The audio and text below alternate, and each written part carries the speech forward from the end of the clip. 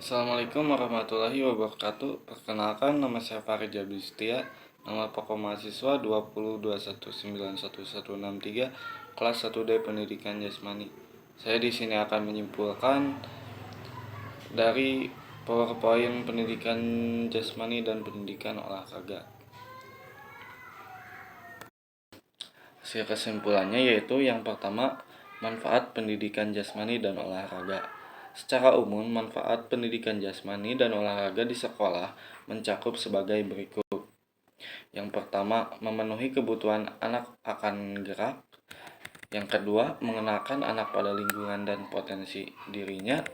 Dan yang ketiga adalah menanamkan dasar-dasar keterampilan yang berguna. Dan yang keempat adalah menyalurkan energi yang berlebihan. Dan yang kelima merupakan proses pendidikan secara serempak baik fisik, mental maupun emosional.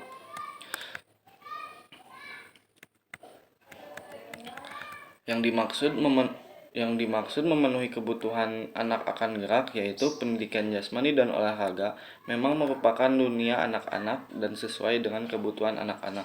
Di dalamnya anak-anak dapat belajar kembali sambil bergembira melalui penyaluran hasratnya untuk bergerak. Semakin terpenuhnya kebutuhan akan gerak dalam masa-masa pertumbuhannya, maka kian besar keselamatannya bagi kualitas pertumbuhan anak itu sendiri. Dan yang kedua, mengenalkan anak pada lingkungan dan potensi dirinya yaitu pendidikan jasmani dan olahraga adalah waktu berbuat. Anak-anak akan lebih memilih untuk berbuat sesuatu daripada hanya harus melihat atau mendengarkan orang lain saja.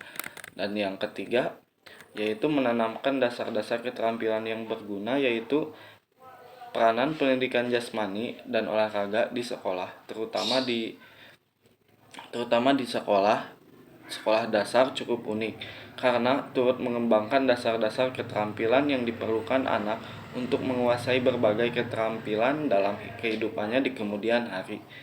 Menurut para ahli, pola pertumbuhan anak usia sekolah hingga menjelang akhir balik atau remaja disebut pola pertumbuhan lambat. Pola ini merupakan kebalikan dari pola pertumbuhan yang cepat yang dialami anak ketika mereka baru lahir hingga usia 5 tahunan. Dan materi yang selanjutnya yaitu menyalurkan energi yang berlebihan. Menyalurkan energi yang berlebihan adalah anak makhluk yang sedang berada dalam masa kelebihan energi.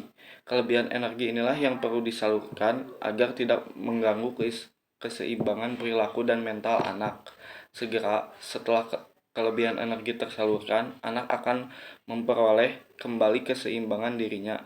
Karena setelah istirahat, anak akan kembali memperbaharui dan memulihkan kembali energinya secara optimal. Dan materi yang kelima merupakan proses pendidikan secara serempak baik fisik, mental maupun emosional. Yang dimaksud materi itu yaitu pendidikan jasmani dan olahraga yang benar akan memberikan sumbangan yang sangat berarti terhadap pendidikan anak secara keseluruhan. Hasil nyata yang diperoleh dari pendidikan jasmani dan olahraga adalah perkembangan yang lengkap meliputi aspek fisik, mental, emosi, sosial, dan moral. Dan materi selanjutnya adalah dasar pemikiran dalam pendidikan jasmani dan olahraga. Pendidikan jasmani dan olahraga merupakan suatu bagian yang tidak terpisahkan dari pendidikan umum lewat program pendidikan jasmani dan olahraga dapat diupayakan peranan pendidikan jasmani dan olahraga untuk mengembangkan kepribadian individu. Tanpa pendidikan jasmani dan olahraga, proses pendidikan di sekolah akan menjadi pincang.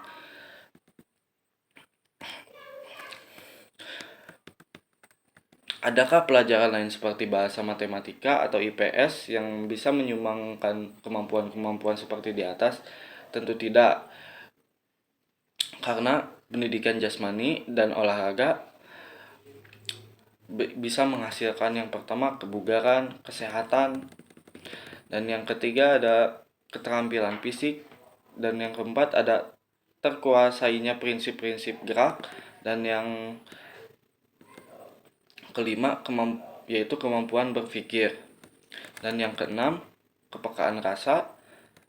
Dan yang ketujuh ada keterampilan sosial.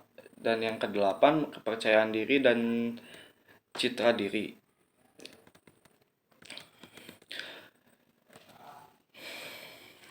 Cukup sekian dari saya. Terima kasih. Mohon maaf bila ada kesalahan. Wassalamualaikum warahmatullahi wabarakatuh.